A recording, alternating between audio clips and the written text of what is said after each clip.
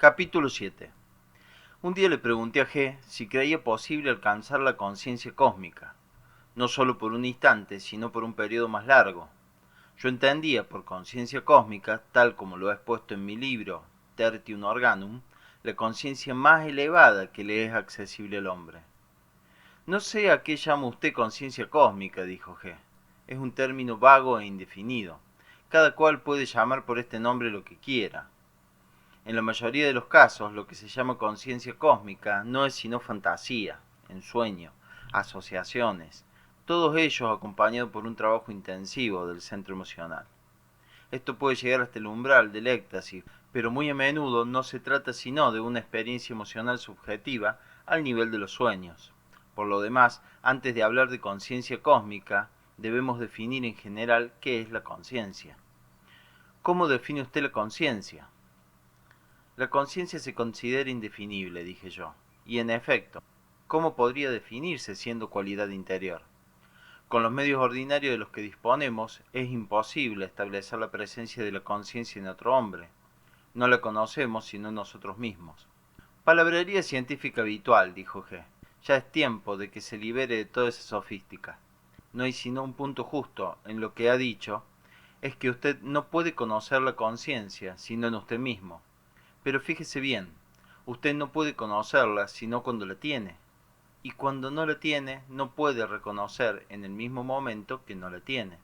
Solo más tarde podrá hacerlo. Quiero decir que cuando vuelva, usted podrá ver que ella ha estado ausente durante largo tiempo y recordar el momento en que desapareció o aquel en que volvió a aparecer. Podrá también determinar los momentos en que se encuentra más cerca o más lejos de la conciencia. Pero al observar en usted mismo las apariciones y desapariciones de la conciencia, verá inevitablemente un hecho que nunca ve, del cual jamás se ha dado cuenta, y es que los momentos de conciencia son muy cortos y están separados los unos de los otros por largos intervalos de completa inconsciencia, durante los cuales su máquina trabaja en forma automática. Verá que puede pensar, sentir, actuar, hablar, trabajar sin estar consciente. Si usted aprende a ver en usted mismo los momentos de conciencia y los largos periodos de mecanicidad, verá en los otros con la misma certidumbre en qué momentos son conscientes de lo que hace y en qué momentos no lo son. Su principal error es el creer que siempre tienen conciencia, el creer en general que la conciencia siempre está presente o que nunca está presente. En realidad la conciencia es una propiedad que cambia continuamente, ora está presente, ora no lo está. Hay diferentes grados, diferentes niveles de conciencia. La conciencia y los diferentes niveles de conciencia deben comprenderse en nosotros mismos por la sensación, el sabor que tenemos de ella. Ninguna definición nos puede ayudar y no es posible ninguna definición, mientras no comprendamos lo que debemos definir. La ciencia y la filosofía no pueden definir la conciencia porque quieren definirla donde no la hay. Es necesario distinguir la conciencia de la posibilidad de conciencia. Nosotros no tenemos sino la posibilidad de conciencia y raros vislumbres de conciencia. Por consiguiente, no podemos definir qué es la conciencia. No comprendí inmediatamente lo que G decía sobre la conciencia, sin embargo, los principios básicos de su enseñanza llegaron a ser claros para mí en el curso de las conversaciones siguientes. Un día, al comienzo de una reunión, G nos pidió contestar por turno a esta pregunta: ¿qué era lo más importante que habíamos notado durante nuestras observaciones? Algunos dijeron que durante sus tentativas de observación de sí, lo que habían sentido con más fuerza era un flujo incesante de pensamientos, que les había sido imposible detener. Otros hablaron de su dificultad en distinguir el trabajo de un centro del de otro centro. En cuanto a mí, evidentemente no había comprendido del todo la pregunta, o más bien, contesté a mis propios pensamientos. Expliqué que lo que me había impresionado más fuertemente en el sistema era la interdependencia de todos sus elementos. Estaban ligados entre sí de tal manera que formaban un solo todo orgánico. Y el significado enteramente nuevo para mí que ahora tomaba la palabra conocer, que ya no solamente quería decir conocer tal o cual aspecto, sino la relación entre este aspecto y todos los otros. G estaba visiblemente descontento con nuestras respuestas. Yo había comenzado a adivinar que en tales circunstancias esperaba de nosotros testimonios de algo bien definido que se nos había escapado o que no habíamos podido asimilar. Hasta ahora, dijo él, ninguno de ustedes ha captado la importancia capital del punto que, sin embargo, yo les había señalado. Ustedes siempre se olvidan, nunca se acuerdan de sí mismos. Pronunció estas palabras con una insistencia especial. Ustedes no se sienten a sí mismos, no son conscientes de sí mismos. En ustedes se observa, o bien se habla, se piensa, se ríe. Ustedes no sienten, soy yo el que observa. Yo observo, yo noto, yo veo. Todo se nota por sí solo, se ve por sí solo. Para llegar a observarse realmente, ante todo, hay que recordarse a sí mismo, insistió de nuevo. Traten de recordarse a sí mismo cuando observen, y más tarde me dirán lo que ha pasado, cuál ha sido el resultado. Tan solo tienen valor los resultados obtenidos durante el recuerdo de sí. De otra manera, ustedes mismos no existen en sus observaciones. Y en este caso, ¿qué valor pueden tener? Estas palabras de G me hicieron reflexionar mucho. De inmediato, me pareció que eran la llave de todo lo que había dicho antes sobre la conciencia. Sin embargo, decidí no sacar de ellas conclusión alguna, sino solamente tratar de recordarme a mí mismo mientras me observaba. Desde las primeras tentativas pude ver cuán difícil era esto.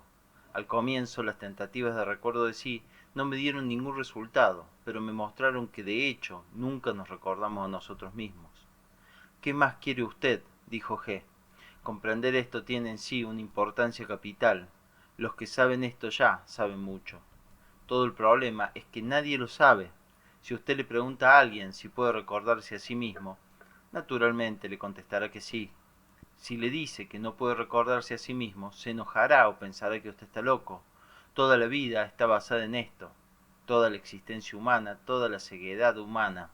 Si un hombre sabe realmente que no puede recordarse a sí mismo, ya está cerca de una comprensión de su ser.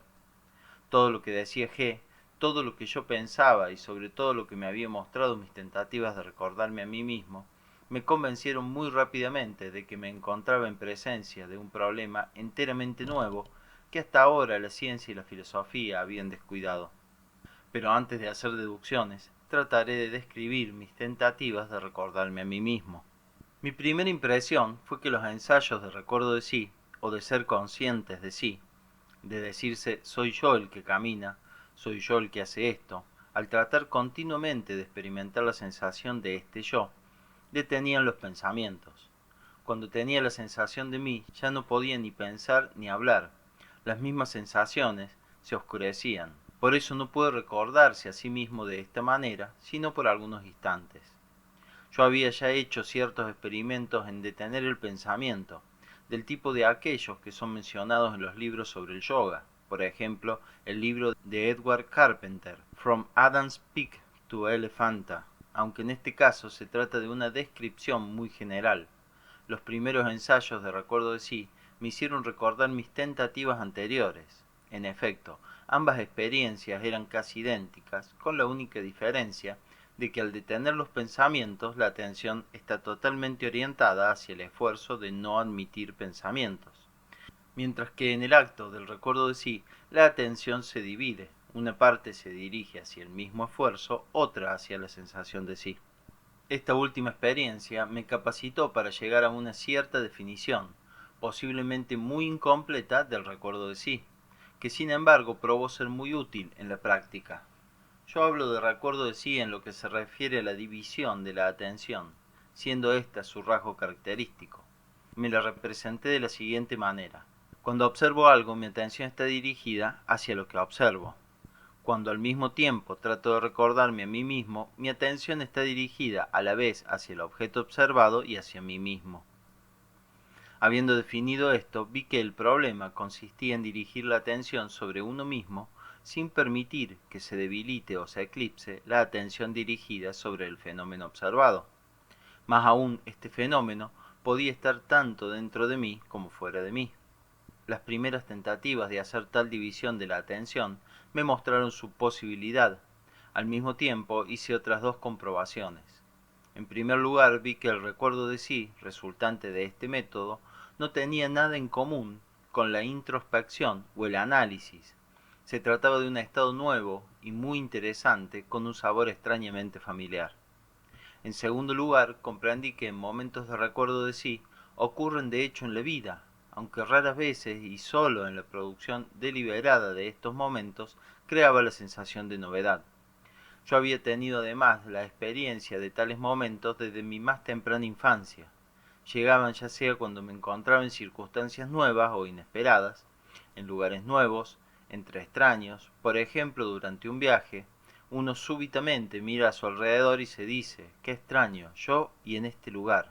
O en momentos muy emocionales, en momentos de peligro, en momentos en que es necesario conservar la cabeza, cuando uno oye su propia voz y se ve y se observa a sí mismo desde afuera. Vi muy claramente que los primeros recuerdos de mi vida, que en mi propio caso eran muy tempranos, habían sido momentos de recuerdo de sí, y en el mismo instante tuve la revelación de muchas otras cosas. De esta manera pude darme cuenta que no me acordaba realmente, sino de los momentos en que me había recordado a mí mismo. De los otros momentos solo sabía que habían transcurrido. No era capaz de revivirlos enteramente ni experimentarlos de nuevo. Pero los momentos en que me había recordado a mí mismo estaban vivos y no diferían en manera alguna del presente. Aún temía el llegar demasiado rápido a conclusiones, pero ya veía que me encontraba en el umbral de un gran descubrimiento. Siempre me había asombrado ante la debilidad y la insuficiencia de nuestra memoria. Son tantas las cosas que desaparecen y que son olvidadas. Me parecía que todo lo absurdo de nuestra vida tenía como base este olvido. ¿Para qué atravesar por tantas experiencias para luego olvidarlas? Además, había algo degradante en esto. Un hombre siente algo que se le parece muy grande. Piensa que nunca lo olvidará. Pasa 1 o 2 años y de ello nada queda. Se me hizo claro entonces por qué esto era así y por qué no podía ser de otro modo. Si nuestra memoria realmente mantiene vivos solo los momentos de recuerdo de sí, entonces resulta claro por qué ésta es tan pobre. Tales fueron mis experiencias de los primeros días. Más tarde, cuando comencé a aprender a dividir mi atención, vi que el recuerdo de sí producía sensaciones maravillosas que no venían por sí solas, sino muy raras veces y en condiciones excepcionales. Así, por ejemplo, me gustaba mucho en ese entonces vagar por San Petersburgo en la noche y sentir la presencia de las casas y de las calles. San Petersburgo está lleno de estas extrañas sensaciones. Las casas, particularmente las viejas, estaban vivas para mí. No cesaba de hablar con ellas. No había imaginación alguna en esto. Yo no pensaba en nada, simplemente caminaba mirando a mi alrededor y tratando de recordarme a mí mismo. Las sensaciones venían por sí solas. De este modo iba a hacer luego muchos otros descubrimientos, pero de esto hablaré más adelante. Algunas veces el recuerdo de sí no tenía éxito, en otros momentos estaba acompañado de curiosas observaciones. En cierta oportunidad estaba caminando a lo largo de la Liteini, hacia la avenida Nevsky, y a pesar de todos mis esfuerzos no era capaz de mantener mi atención en el recuerdo de mí mismo. La bulla, el movimiento, todo me distraía. A cada instante perdía el hilo de mi atención, lo encontraba de nuevo y luego lo volvía a perder. Finalmente sentí una especie de ridícula irritación conmigo mismo y doblé hacia la calle de la izquierda, firmemente decidido esta vez a recordarme a mí mismo al menos por algún tiempo, y en todo caso hasta que hubiera llegado a la calle siguiente. Llegué a la Nadezhdinkaya sin perder el hilo de mi atención, salvo, quizás, por breves momentos. Entonces, dándome cuenta de que me era más fácil no perder la línea de mi pensamiento en las calles tranquilas, y deseando probarme en las calles más ruidosas, decidí retomar la Nevsky, mientras continuaba recordándome a mí mismo. Llegué a la Nevsky sin haber cesado de recordarme a mí mismo, y comenzaba ya a experimentar el extraño estado emocional de paz interior y de confianza que sigue a grandes esfuerzos de esta clase. Justamente a la vuelta de la esquina en la Nevsky había una cigarrería donde compraba mis cigarrillos. Todavía recordándome a mí mismo, pensé pasar por ahí y encargar algunas cajas. 2 horas más tarde desperté en la Tabriskaya, es decir, muy lejos. Estaba yendo en un trineo hacia la imprenta. La sensación de despertar fue extraordinariamente vívida. Casi puedo decir que volví en mí.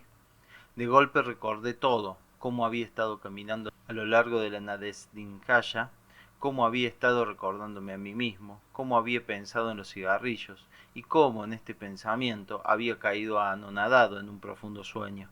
Sin embargo, mientras estaba sumido en este sueño, había continuado ejecutando acciones coherentes y oportunas. Había salido de la cigarrería, telefoneado a mi departamento en el Liteni y luego al impresor.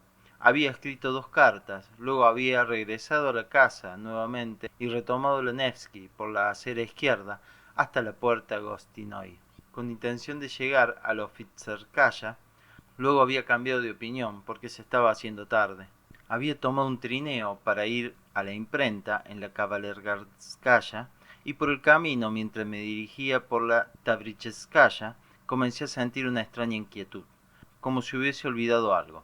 Y de pronto me acordé de que había olvidado recordarme a mí mismo. Hablé acerca de mis observaciones y deducciones a las personas de nuestro grupo, así como a varios amigos literarios y otros. Les dije que este era el centro de gravedad de toda la enseñanza y de todo trabajo sobre uno mismo, que ahora el trabajo sobre sí ya no era una palabra, sino un hecho real, pleno de significación, gracias a la cual la psicología se convertía en una ciencia exacta y al mismo tiempo práctica. Dije que la psicología occidental había pasado por alto un hecho de una importancia prodigiosa, es decir, que no nos recordamos a nosotros mismos, que vivimos, actuamos y razonamos en un sueño profundo, en un sueño que no tiene nada de metafórico, sino que es absolutamente real, y sin embargo que podemos recordarnos a nosotros mismos si hacemos los esfuerzos suficientes, que podemos despertarnos. Me llamó poderosamente la atención la diferencia de comprensión entre las personas de nuestros grupos y las de afuera. En general los nuestros comprendían de inmediato que habíamos establecido contacto con un milagro o con algo nuevo, algo que nunca había existido antes en ninguna parte. Los otros no lo comprendían, tomaban todo muy a la ligera y algunas veces hasta comenzaron a demostrarme que tales teorías habían existido desde mucho antes. A. L. Bolinsky, con quien me había encontrado a menudo, con quien había conversado bastante desde 1909 y cuyas opiniones respetaba mucho, no encontró en la idea del recuerdo de sí nada que ya no conociese. Esta es una percepción, me dijo. ¿Ha leído usted La lógica de Wundt? Allí encontrará su última definición de la percepción. Es exactamente lo mismo de lo que usted habla. La simple observación es percepción. La observación con recuerdo de sí, como usted la llama, es apercepción. Por supuesto que Wundt la conocía. No quise discutir con Bolinsky. Yo había leído a Wundt, y naturalmente lo que Wundt había escrito no tenía nada que ver con lo que yo había dicho a Bolinsky. Wundt se había acercado a esta idea, pero otros habían llegado igualmente cerca y luego se habían desviado. Él no había visto la grandeza de la idea que estaba oculta detrás de lo que él mismo pensaba acerca de las diferentes formas de percepción. Y no habiendo visto la magnitud de la idea, naturalmente no podía ver la posición central que debería ocupar en nuestro pensamiento tanto la idea de la ausencia de la conciencia como la idea de la posibilidad de una creación voluntaria de ésta. Solo me pareció extraño que Bolinsky no pudiera ver esto aun cuando yo se lo señalaba. Me convencí entonces de que un velo impenetrable ocultaba esta idea a los ojos de muchas personas, por lo demás muy inteligentes. Más tarde vi por qué esto era así. La siguiente vez que G vino de Moscú, nos encontró sumergidos en experimentos de recuerdo de sí y en discusiones sobre estos experimentos, pero en nuestra primera reunión habló de otra cosa.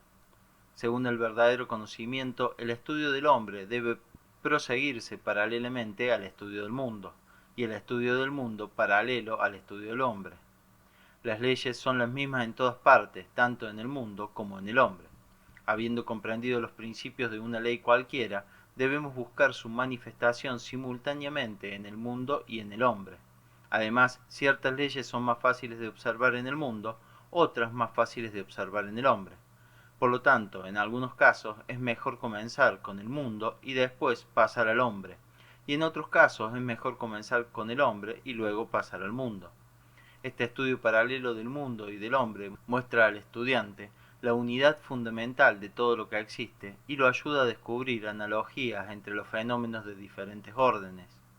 El número de las leyes fundamentales que gobiernan todos los procesos, tanto en el mundo como en el hombre, es muy limitado.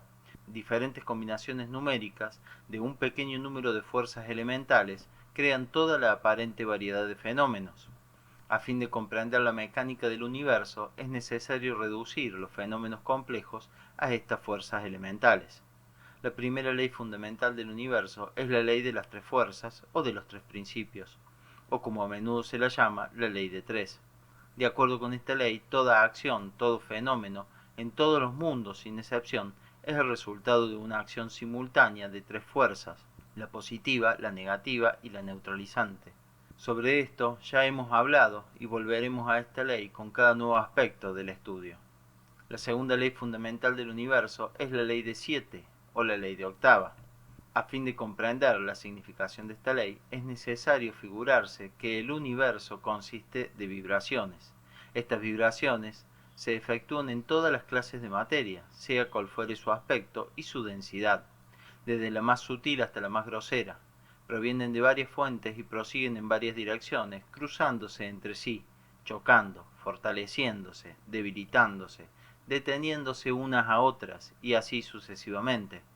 Según las ideas corrientes en el occidente, las vibraciones son continuas. Esto significa que las vibraciones se toman usualmente como prosiguiendo ininterrumpidamente, ascendiendo o descendiendo, mientras continúan actuando las fuerzas del impulso original y mientras vence la resistencia del medio en el cual ellas se desarrollan.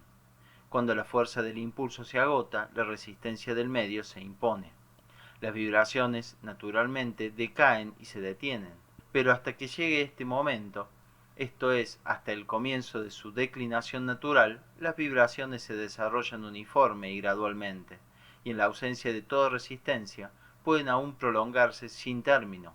De modo que una de las proposiciones fundamentales de la física contemporánea es la continuidad de vibraciones, aunque esto nunca ha sido formulado de una manera precisa, porque nunca ha sido objetado.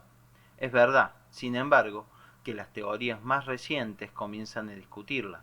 No obstante, la física contemporánea está aún muy lejos de una noción correcta sobre la naturaleza de las vibraciones o de lo que corresponde a nuestra concepción de vibraciones en el mundo real.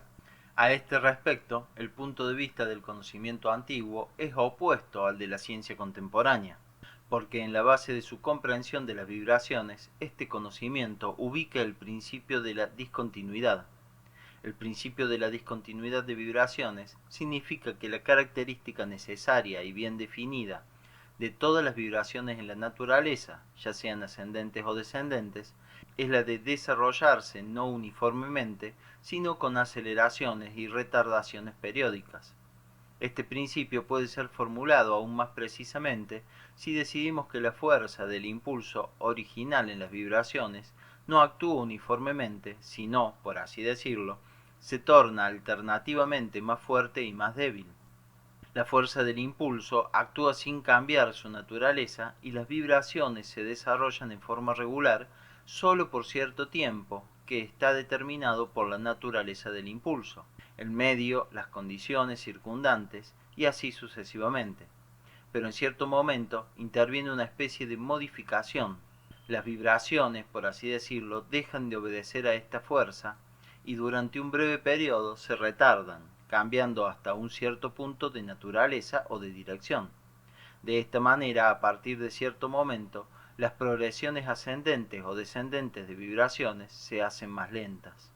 Luego de esta retardación temporal en el ascenso o en el descenso, las vibraciones vuelven a tomar su curso anterior y suben o bajan de nuevo regularmente hasta que una nueva detención se produce en su desarrollo.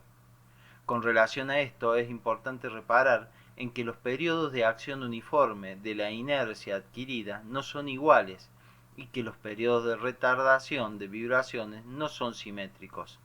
Uno es más corto, el otro es más largo. Para determinar estos periodos de retardación, o mejor dicho, la detención en el ascenso o descenso de vibraciones, se dividen las líneas de desarrollo de vibraciones en secciones correspondientes al doble o a la mitad del número de vibraciones en un lapso de tiempo dado. Imaginemos una línea de vibraciones crecientes. Considerémosla en el momento en que su frecuencia es 1000. Al término de cierto tiempo, el número de vibraciones es el doble, llega a 2000. Se ha establecido que en este intervalo entre el número dado de vibraciones y el número dos veces más grande, hay dos sitios donde se produce una retardación en la progresión de vibraciones. Uno está en una pequeña distancia del punto de partida y el otro casi al final. Las leyes que determinan la retardación de vibraciones o su desviación de la primera dirección eran bien conocidas por la ciencia antigua. Estas leyes estaban debidamente incorporadas en una fórmula o un diagrama que se ha conservado hasta nuestros días. En esta fórmula, el periodo a cuyo comienzo se doblan las vibraciones estaba dividido en 8 escalones desiguales, correspondientes al grado de progresión de vibraciones. El octavo escalón es la repetición del primero con el doble de vibraciones. Este periodo, es decir, la línea de desarrollo de vibraciones, medido a partir de un número dado de vibraciones hasta el momento en que ese número se duplica, se llama octava, es decir, compuesto de 8 partes. El principio de dividir en 8 intervalos desiguales el proceso, durante el cual las vibraciones se doblan, está basado en el estudio de la progresión no uniforme de las vibraciones en toda la octava. Los diversos escalones de la octava muestran la aceleración y la retardación de su desarrollo en diferentes momentos. Bajo el velo de esta fórmula, la idea de octava se ha transmitido de maestro a discípulo, de una escuela a otra. En tiempos muy remotos, una de estas escuelas descubrió la posibilidad de aplicar esta fórmula a la música. Fue así como se obtuvo la escala musical de 7 tonos, que fue conocida desde la más remota antigüedad, después olvidada y reencontrada o descubierta de nuevo. La escala de 7 tonos es una fórmula de ley cósmica que fue elaborada por antiguas escuelas y aplicada a la música. Sin embargo, si estudiamos las manifestaciones de la ley de octava en otras clases de vibraciones, veremos que las leyes son en todas partes las mismas. La luz, el calor, las vibraciones químicas, magnéticas y otras están sometidas a las mismas leyes que las vibraciones sonoras. Por ejemplo, la gama luminosa, conocida en la física, en química el sistema periódico de los elementos, que sin duda alguna está estrechamente ligado al principio de la octava, aunque esta correspondencia todavía no haya sido plenamente elucidada por la ciencia. El estudio de la estructura de la escala musical ofrece una base excelente para la comprensión de la ley cósmica de octava. Tomemos una vez más la octava ascendente, es decir, la octava en que la frecuencia de vibraciones se acrecienta. Supongamos que esta octava comience con 1000 vibraciones por segundo. Designaremos estas 1000 vibraciones con la nota do. Las vibraciones se acrecientan, su frecuencia aumenta. El punto en que la frecuencia alcanza 2000 vibraciones por segundo será el segundo do, es decir, el do de la octava siguiente. El periodo entre un do y el do siguiente, o sea, una octava, está dividido en 7 partes desiguales porque la frecuencia de las vibraciones no aumenta uniformemente.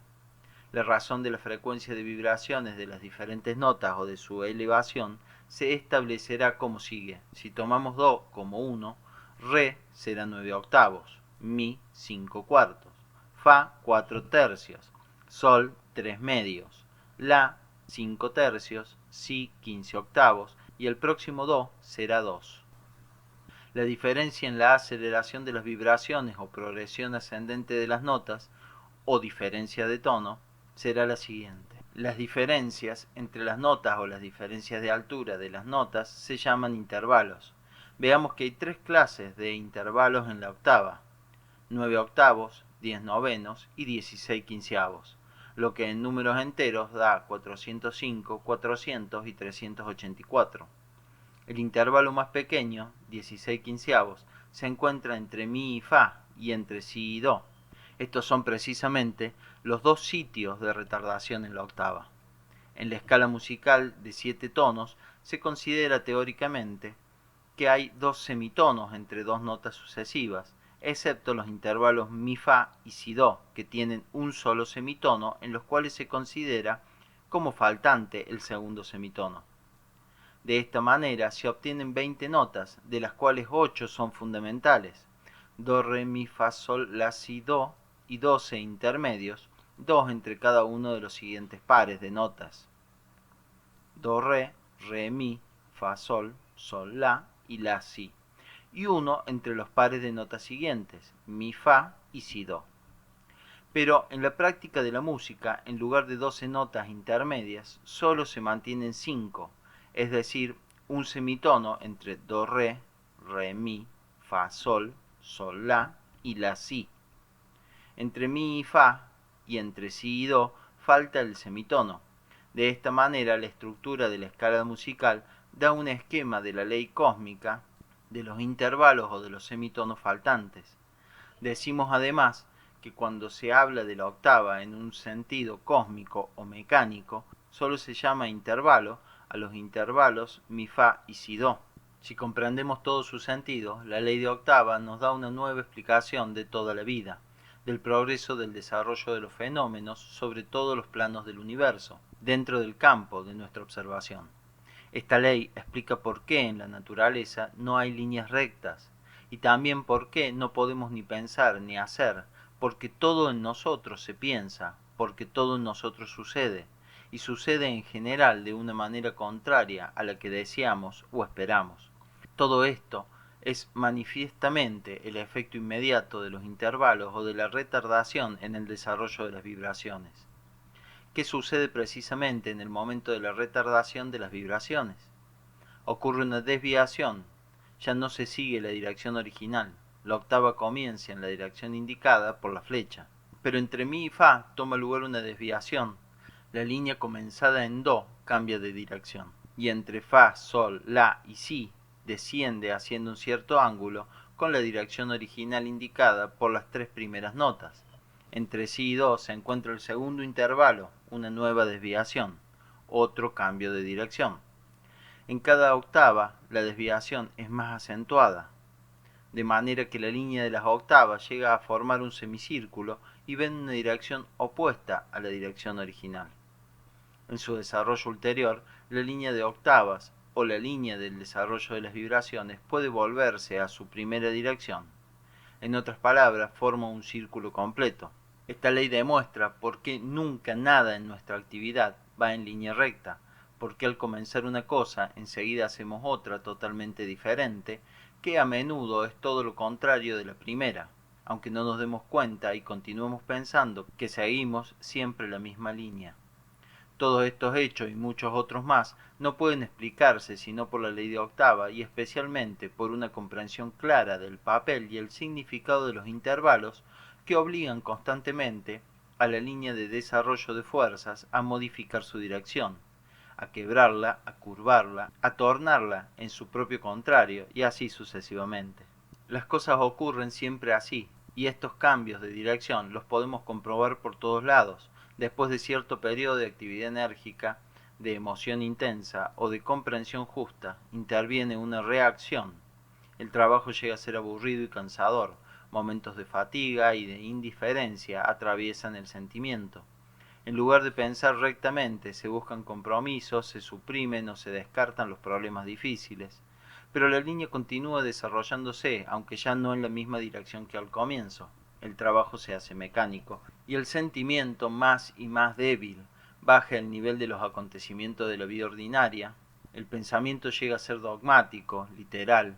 Todo prosigue así durante un cierto tiempo. Luego hay, de nuevo, una reacción, una detención, una desviación.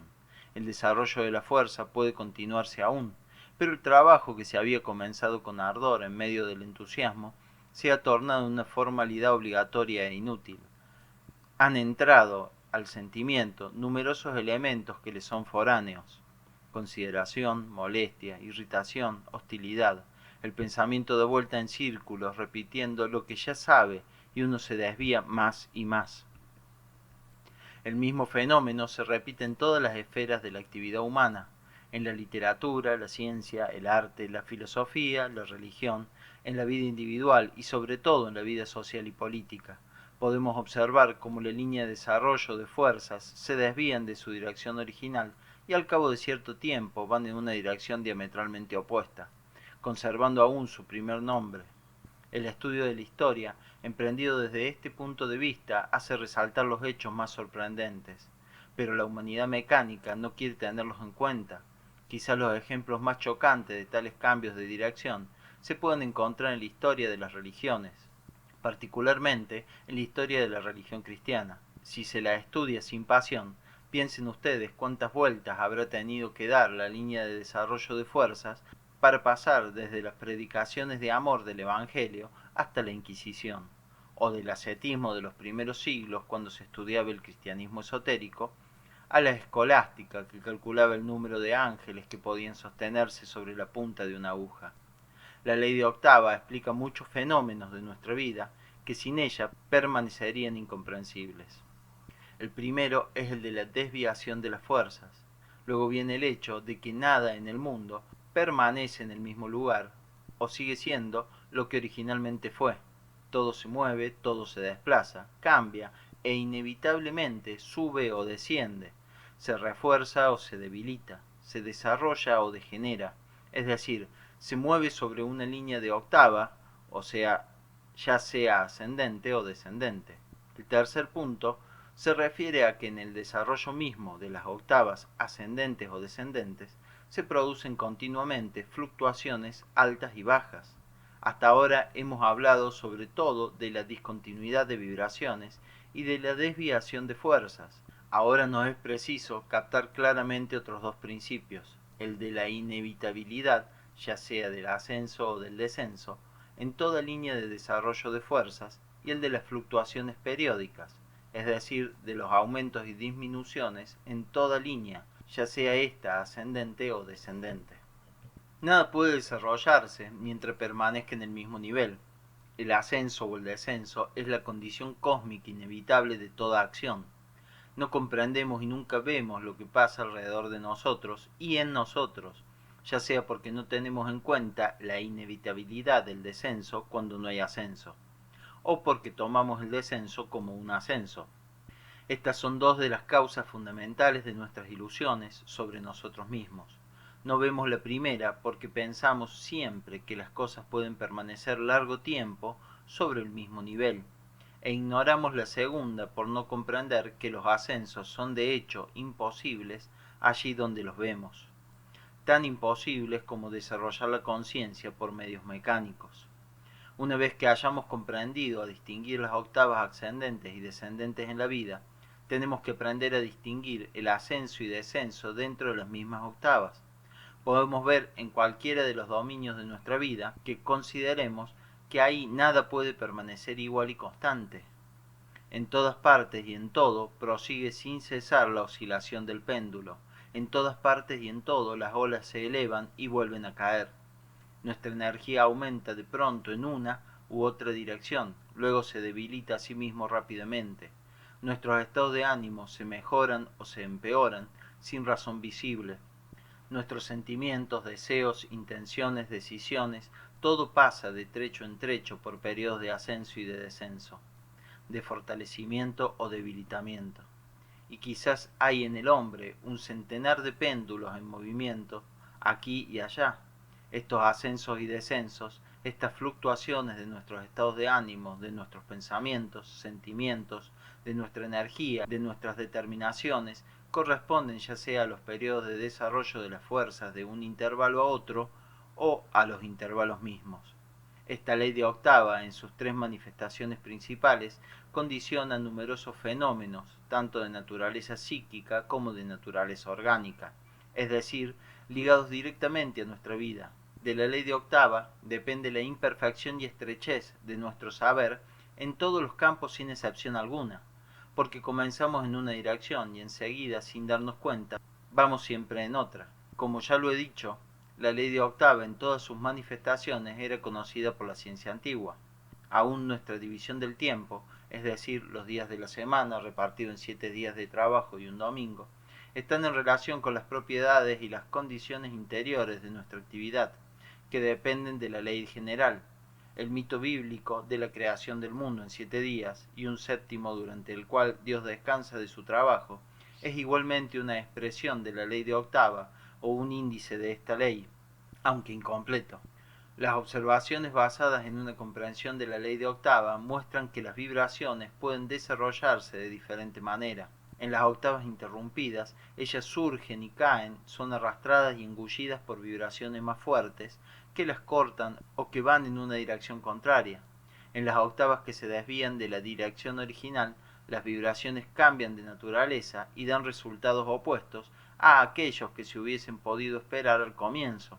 No es sino en las octavas de orden cósmico, ascendentes o descendentes, donde las vibraciones se desarrollan de una manera consecuente y ordenada, conservando siempre la dirección tomada por ellas al comienzo.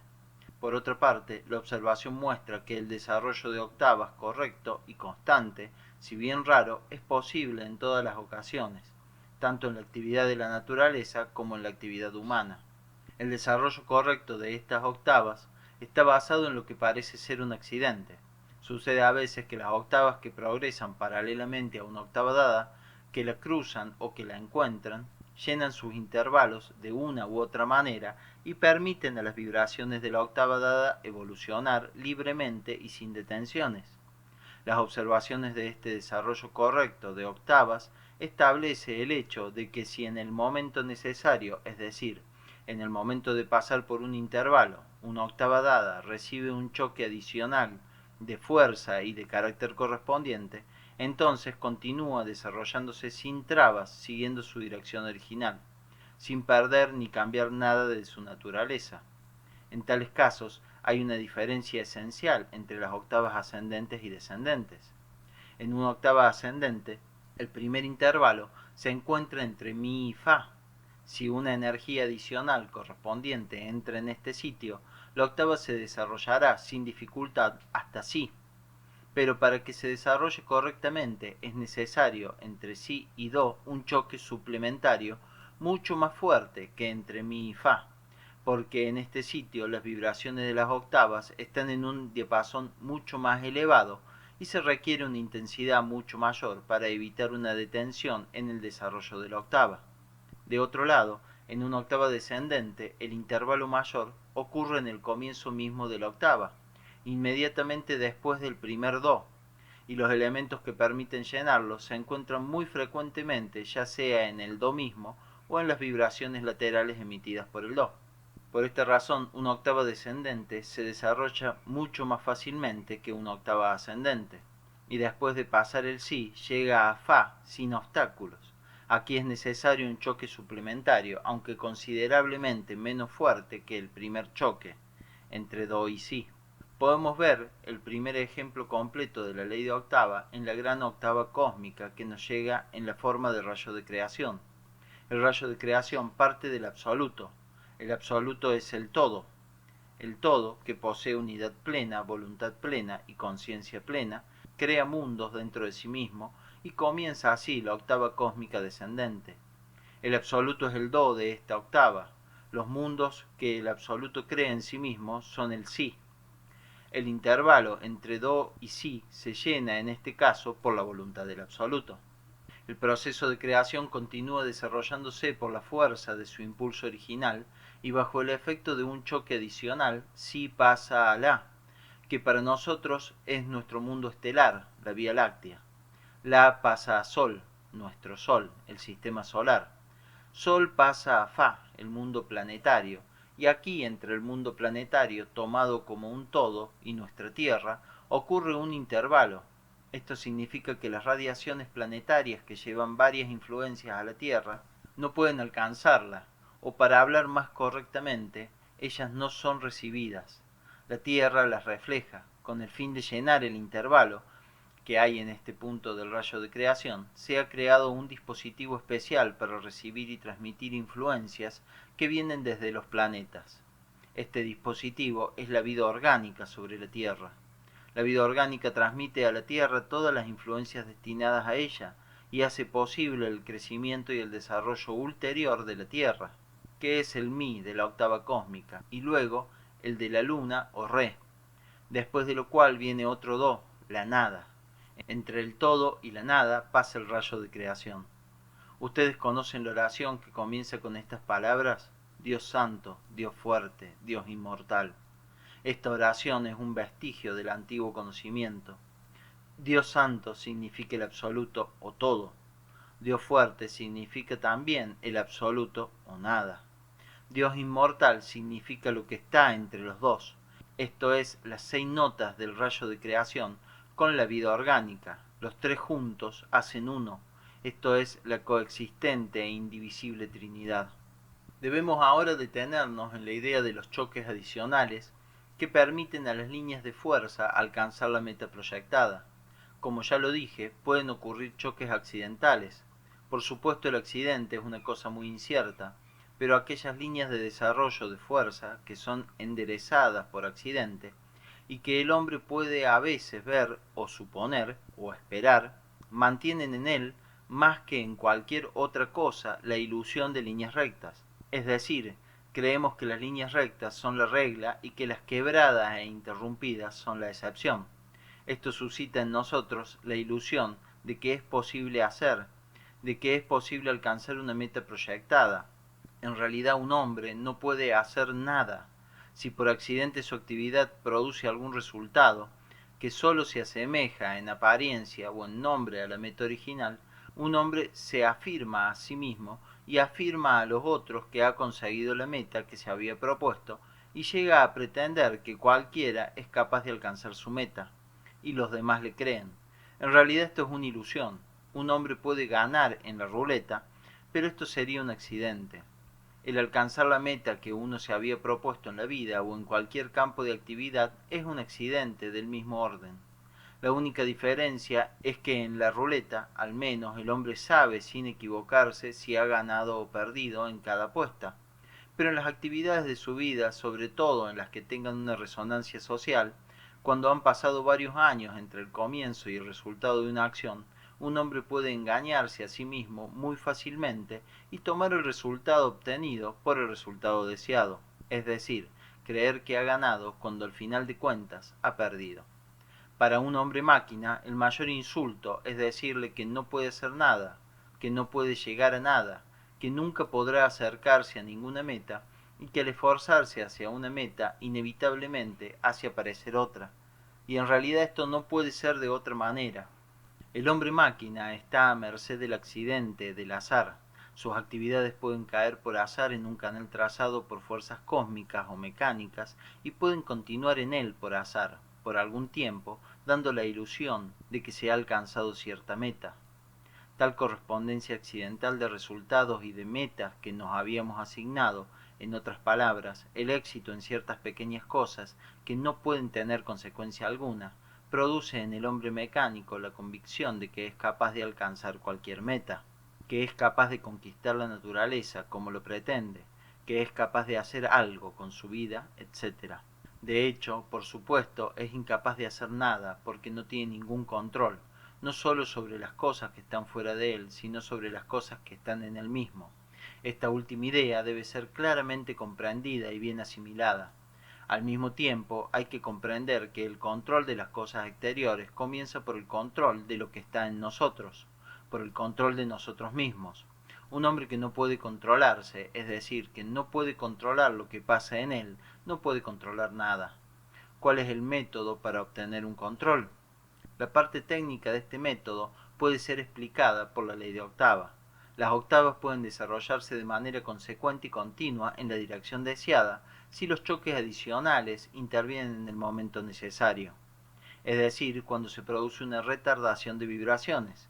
Si los choques adicionales no intervienen en el momento necesario, las octavas cambian de dirección. Naturalmente no se trata de esperar que los choques adicionales vengan por sí mismos del exterior en el momento preciso. Le queda entonces al hombre la siguiente elección: o encontrarle a sus actividades una dirección que corresponda a la línea mecánica de los acontecimientos del momento, en otras palabras, ir por donde sopla el viento, seguir la corriente, aun si esto contradice sus propias inclinaciones, sus convicciones, sus simpatías, o bien resignarse a la idea del fracaso de todo lo que emprenda. Pero hay otra solución. Un hombre puede aprender a reconocer los momentos de los intervalos en todas las líneas de su actividad y a crear los choques adicionales. En otras palabras, puede aprender a aplicar a sus propias actividades el método que usan las fuerzas cósmicas cuando crean los choques adicionales, cada vez que son necesarios. La posibilidad de los choques adicionales artificiales, es decir, especialmente creados, da un sentido práctico al estudio de la ley de octava, y hace que este estudio obligatorio y necesario para el hombre que quiere salir del papel de espectador pasivo de lo que le sucede y de lo que pasa alrededor de él. El hombre máquina no puede hacer nada, para él como alrededor de él todo sucede. Para hacer es necesario conocer la ley de octava, conocer los momentos de los intervalos y ser capaces de crear los choques adicionales necesarios. Esto no se puede aprender sino en una escuela, es decir, en una escuela organizada sobre bases justas, según todas las tradiciones esotéricas. Sin la ayuda de una escuela, un hombre nunca puede comprender por sí mismo la ley de octava, el lugar de los intervalos y el orden en que los choques deben ser creados. No puede comprender porque para alcanzar esta comprensión son indispensables ciertas condiciones, y estas condiciones no pueden ser creadas sino en una escuela creada ella misma sobre estos principios. Más adelante se explicará debidamente cómo se puede crear una escuela sobre los principios de la ley de octava. Esto les explicará uno de los aspectos de la interrelación entre la ley de 7 y la ley de 3. Mientras tanto, se puede decir que en la enseñanza de escuela se le da al hombre, de un lado, ejemplos de octavas cósmicas descendentes, creatrices, y del otro, ejemplos de octavas ascendentes, evolutivas. El pensamiento occidental, que no sabe nada ni de las octavas ni de la ley de 3, confunde las líneas ascendentes y descendentes y no comprende que la línea de evolución se opone a la de creación, es decir, que va contra ella, en contra de la corriente. Al estudiar la ley de octava, se debe recordar que para definir las relaciones entre las octavas, se las divide en fundamentales y subordinadas. La octava fundamental puede compararse al tronco de un árbol, cuyas ramas serían las octavas subordinadas. Las 7 notas fundamentales de la octava y los 2 intervalos, portadores de nuevas direcciones, dan los 9 eslabones de una cadena, 3 grupos de 3 eslabones cada uno. Las octavas fundamentales están ligadas de una manera determinada a las octavas secundarias o subordinadas. De las octavas secundarias de primer orden salen las octavas secundarias de segundo orden, etc. Se puede comparar las estructuras de las octavas con las estructuras de un árbol. De todos los lados del tronco fundamental salen ramas que a su vez se dividen en pequeñas ramas, las cuales se hacen más y más pequeñas y finalmente se cubren de hojas. El mismo proceso ocurre en las hojas para la formación de las venas, los bordes dentados, etc. Como cualquier cosa en la naturaleza, el cuerpo humano, que representa una cierta totalidad, comporta las mismas correlaciones tanto en el interior como en el exterior. Según el número de notas de la octava y sus intervalos, el cuerpo humano tiene 9 medidas básicas expresadas por números definidos. Por supuesto que estos números difieren grandemente en los individuos, pero dentro de ciertos límites. Estas nuevas medidas básicas, que dan una octava completa de primer orden, al combinarse de una manera especial, pasan a un orden de octavas subordinadas, que a su vez originan otras octavas subordinadas, etc.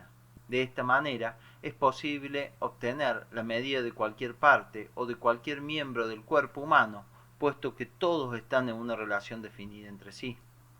Naturalmente, la ley de octava dio lugar a numerosas conversaciones en nuestros grupos, dejándonos perplejos.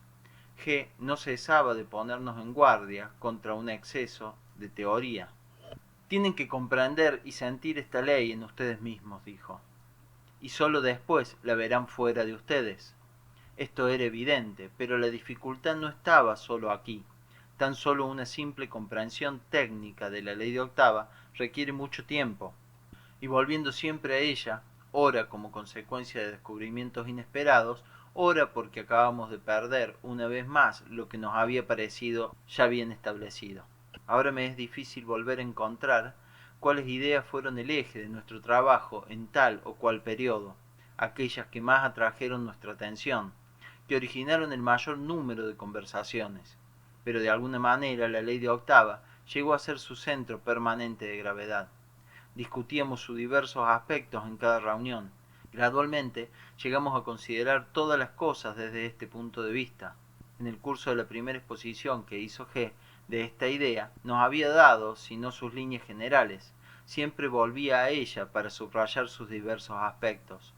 En una de las reuniones siguientes hizo resaltar de una manera muy interesante otra significación de la ley de octava que tenía un profundo alcance.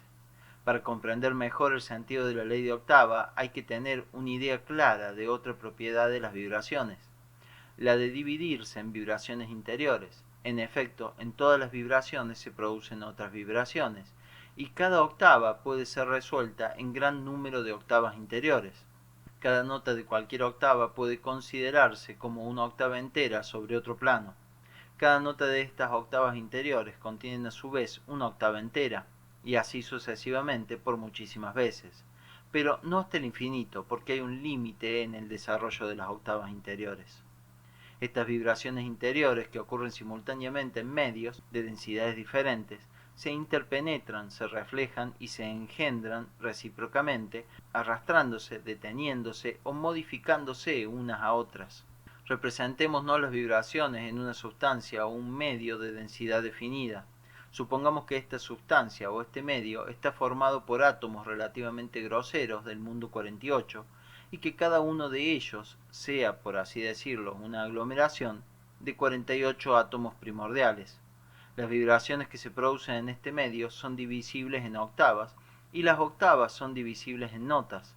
Supongamos que hayamos escogido una octava de estas vibraciones con el fin de hacer ciertas investigaciones. Debemos darnos cuenta que dentro de los límites de esta octava se efectúan vibraciones de una sustancia aún más fina.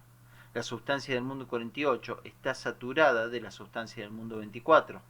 Las vibraciones de la sustancia del mundo 24 están en una relación definida con las vibraciones de la sustancia del mundo 48. Para ser más preciso, en las vibraciones de la sustancia del mundo 48, cada nota contiene una octava entera de la sustancia del mundo 24. Estas son las octavas interiores. La sustancia del mundo 24 está penetrada a su vez por la sustancia del mundo 12.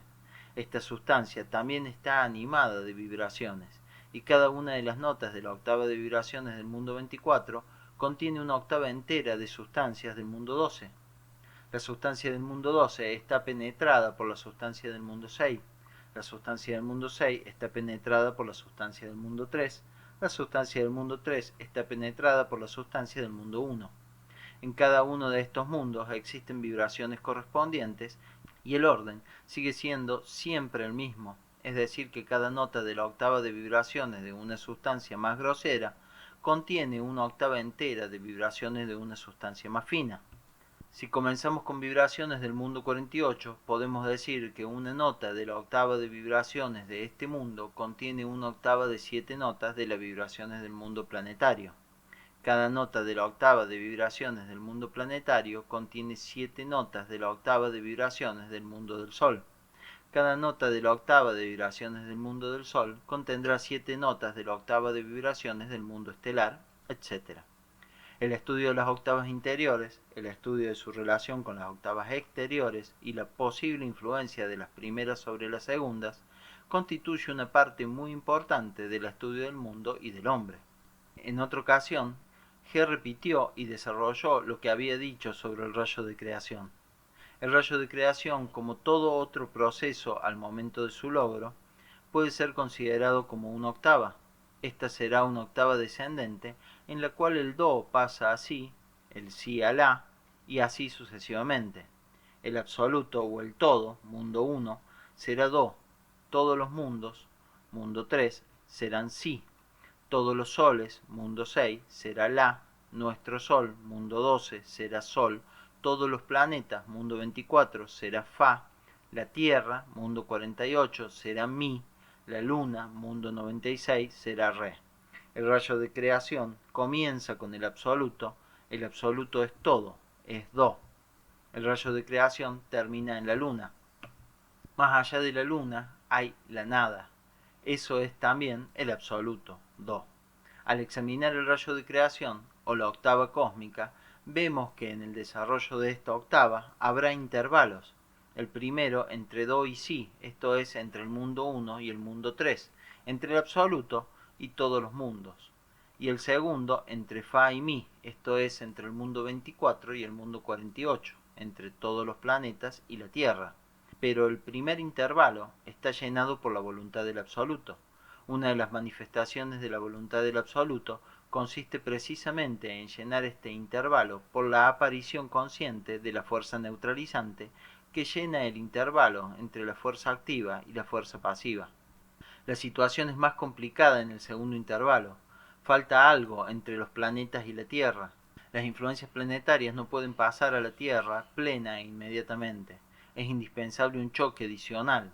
Se necesita la creación de algunas condiciones nuevas para asegurar el paso adecuado de las fuerzas. Las condiciones que permiten asegurar el paso de las fuerzas se crean al establecer un dispositivo mecánico, especialmente entre los planetas y la Tierra. Este dispositivo especial, esta estación transmisora de fuerza, es la vida orgánica sobre la Tierra. La vida orgánica sobre la Tierra ha sido creada para llenar el intervalo entre los planetas y la Tierra. Por así decirlo, la vida orgánica representa el órgano de percepción de la Tierra. La vida orgánica forma una especie de película sensible que cubre todo el globo terrestre y que recibe influencias desde la esfera planetaria que de otra manera no podrían alcanzarla. En este sentido, los reinos vegetal, animal y humano tienen igual importancia para la Tierra. Una simple pradera absorbe las influencias planetarias de una clase determinada y las transmite a la Tierra. La misma pradera cubierta con una multitud absorberá y transmitirá otras influencias. La población de Europa absorbe ciertas influencias planetarias y las transmite a la Tierra. La población de África absorbe otras influencias planetarias y así sucesivamente. Todos los grandes acontecimientos en la vida de las masas humanas son causados por las influencias planetarias. Son el resultado de su absorción. La sociedad humana es una masa muy sensible a la recepción de influencias planetarias y cualquier pequeña tensión accidental en las esferas planetarias pueden repercutir con animación creciente en una u otra esfera de la actividad humana durante años. En el espacio planetario se produce un accidente temporal, inmediatamente es sentido por las masas humanas y la gente comienza a odiarse y a matarse unos a otros, justificando sus acciones con alguna teoría de fraternidad, igualdad, amor o justicia. La vida orgánica es el órgano de percepción de la Tierra y al mismo tiempo es un órgano de radiación. Gracias a la vida orgánica, cada parte de la superficie terrestre emite a cada instante, en la dirección del Sol, de los planetas y de la Luna, cierta clase de rayos. Desde este punto de vista, el Sol necesita cierta clase de radiaciones, los planetas otra clase y la Luna aún otra. Todo lo que sucede sobre la Tierra crea radiaciones de este género y a menudo muchas cosas suceden solamente porque se necesitan cierta clase de radiaciones de ciertas partes de la superficie de la Tierra. Por otra parte, Gen nos llamó particularmente la atención hacia la no conformidad del tiempo o de la duración de los acontecimientos en el mundo planetario y en la vida humana. Solamente después se hizo clara para mí la razón de su insistencia sobre este punto. Al mismo tiempo, recalcaba constantemente el hecho de que al producirse en la delgada película de la vida orgánica cualquier acontecimiento, sea el que fuere, siempre servía a los intereses de la Tierra, del Sol, de los planetas y de la Luna. No podía producirse en ella nada inútil ni independientemente porque había sido creada para un fin determinado, al cual ella quedaba sometida. Un día, al desarrollar este tema, G nos dio un diagrama de la estructura de las octavas en el cual uno de los eslabones era la vida orgánica sobre la Tierra. Esta octava suplementaria o lateral en el rayo de creación comienza en el Sol, dijo. El Sol, que es el Sol de la octava cósmica, resuena en un cierto momento como Do. Es necesario darse cuenta de que cada nota de cualquier octava, en nuestro caso cada nota de la octava cósmica, puede representar el Do de una octava lateral que sale de la primera. Sería aún más exacto decir que cualquier nota de cualquier octava puede al mismo tiempo ser cualquier nota de cualquier otra octava que la atraviesa. En el caso presente, Sol comienza a resonar como Do. Al descender al nivel de los planetas, esta nueva octava pasa a Si. Al descender aún más bajo, da tres notas, la, sol, fa, que crean y constituyen la vida orgánica sobre la Tierra, en la forma en que nosotros la conocemos. El mi de esta octava se fusiona con el mi de la octava cósmica, o sea, con la Tierra, y el re con el re de la octava cósmica, es decir, con la Luna. Al instante sentimos que esta octava lateral tenía un gran significado. Mostraba primeramente que la vida orgánica, representada en el diagrama por tres notas, comportaba dos notas superiores, una al nivel de los planetas y la otra al nivel del Sol, y que comenzaba a partir del Sol. Este era el punto más importante, porque una vez más esto contradecía la corriente idea moderna de que la vida tiene su origen desde abajo. Según las explicaciones de G, la vida venía desde arriba. Luego hubo numerosas conversaciones sobre las notas mi y re de la octava lateral. Por supuesto no podía definir lo que era re, pero este re estaba claramente conectado con la idea de alimento para la luna. Algunos productos de la desintegración de la vida orgánica van a la luna. Esto debe ser re. Con respecto al mi, era posible hablar con precisión. Sin duda la vida orgánica desaparecía en la Tierra. El papel de la vida orgánica en la estructura de la superficie de la Tierra era indiscutible. Había el crecimiento de islas de coral y de montañas calcáreas, la formación de yacimientos de carbón y de napas petrolíferas, las alteraciones del suelo bajo la influencia de la vegetación, el crecimiento de la vegetación lacustre, la formación de humus muy rico mediante los gusanos de tierra, el cambio del clima debido a la desencadenación de pantanos y a la destrucción de bosques, y muchas otras cosas conocidas y desconocidas. Además, la octava lateral mostraba con claridad cuán fácil y correctamente se ordenaban las cosas en el sistema que estábamos estudiando. Todo lo que parecía anormal, inesperado y accidental desaparecía. Un inmenso plan del universo, muy rigurosamente pensado, comenzaba a aparecer.